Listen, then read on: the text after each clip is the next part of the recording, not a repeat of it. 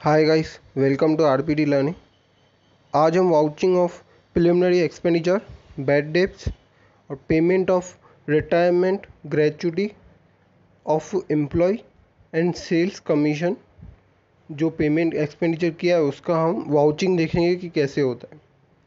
First preliminary expenditure. अभी preliminary expenditure क्या होता है पहले वो देख लेते हैं। प्रिलिमिनरी एक्सपेंडिचर को हम प्री इनकॉर्पोरेशन एक्सपेंडिचर बोल सकते हैं, या तो ये क्या होते हैं एक्सपेंडिचर, जैसे हमने स्टैम्प ड्यूटी पे की और अगर हमने रजिस्ट्रेशन कराई है तो सर्टिफिकेट ऑफ इनकॉर्पोरेशन के टाइम जो हमने एक्सपेंडिचर पे किया है, मतलब जो फॉर्मेशन से पहले एक्सपेंडिचर होता है उसको हम प्री इनकॉर्पोरेशन एक्सपेंडिचर बोलते हैं।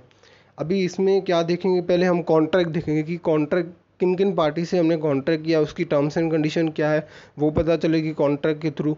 तो उसको देखना पड़ेगा हमें कि कौन कौन से टर्म्स एंड कंडीशन है उसको। उसके बाद हमारा जो प्रोस्पेक्टस है, प्रोस्पेक्टस में क्या होगा, प्रोस्पेक्टस में देखो जो भी हमने एक्सपेंडिचर किया है ना प्रोस्पेक्टस में, उसमें डिटेल का मतलब डिटेल में हम समरी देते हैं कि हमारा ये कौन कौन सा हमने एक्सपेंडिचर किया है और कितना एक्सपेंडिचर किया है। तो ये क्यों काम, किस लिए काम आएगा, क्रॉस वेरीफाई करने के लिए काम आएगा जो एक्चुअल एक्सपेंडिचर किया है और जो हमने दिखाया है उसको। तो वो क्रॉस वेरीफाई करने के लिए काम आएगा प्रोस्पेक्टस में से। उसके बाद हमारा आर्टिकल्स ऑफ एसोसिएशन और बोर्ड रेजोल्यूशन में क्या होगा। देखो आर्टिकल्स ऑफ एसोसिएशन में क्या मैंने बता दिया कि ये एक्सपेंडिचर क्या होते हैं जो प्रमोटर पे करते हैं on the behalf of company. तो जो प्रमोटर पे करते हैं तो उसको रीइंबर्स में मिलेगा कि नहीं, उसका प्रोविज़न आर्टिकल्स ऑफ एसोसिएशन में होना चाहिए। उसके बाद इसका बोर्ड रेजोल्यूशन भी पास होना चाहिए, तो तभी उसको रीइंबर्समेंट मिल पाएगा। तो ये क्लॉज होना चाहिए आर्टिकल में, तो उसको ये क्लॉज देखना पड़ेगा हमें।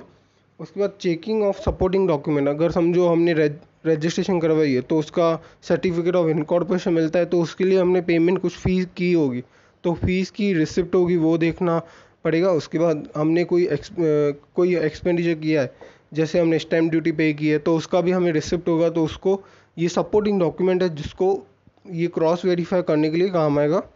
उसके बाद हमारा कंप्लाई विथ AS 26 किसके साथ डील करता है, इंटेंजिबल एसेट होता है AS 26। इसमें क्या है, इसमें बोला गया है कि जो प्रीलिमिनरी एक्सपेंडिचर है आपके उसको उसी एक ईयर में ही नेट ऑफ कर देना है, उसको कैरी फॉरवर्ड नहीं करना है, तो उसका कंप्लायंस हुआ है कि नहीं वो देखना पड़ेगा। उसके बाद बैड डेट्स में क्या देखेंगे, पहले schedule of bad debts. Means schedule क्यों देखेंगे, ट्रेस करने के लिए कि हमारे बैड डेट्स कितने हैं।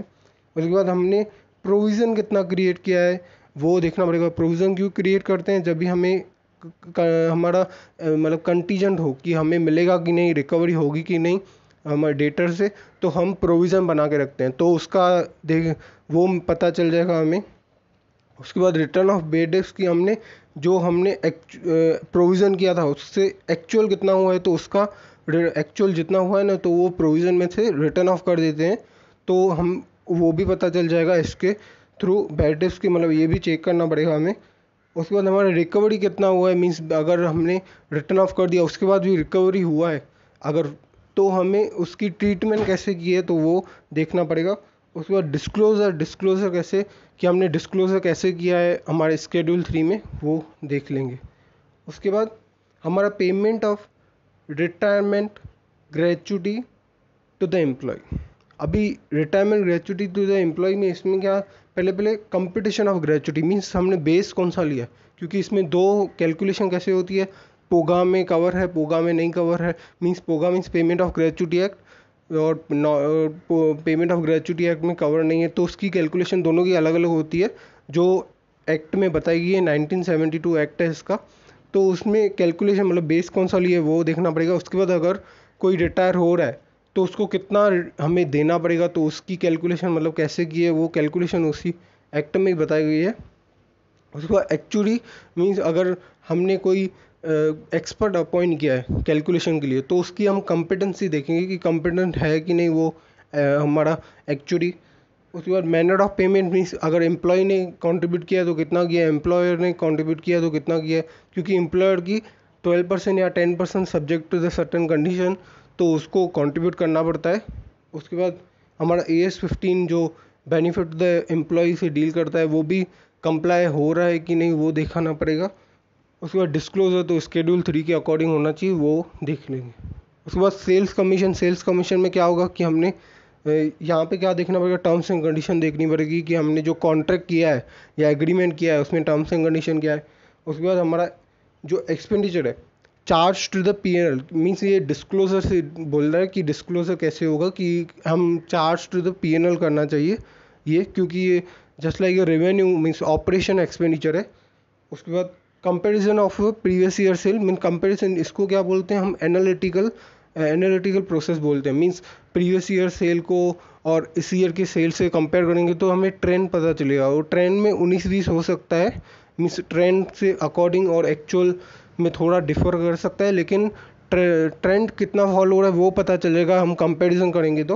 उसके बाद टीडीएस कोई डिडक्ट करना है तो वो किया है कि नहीं।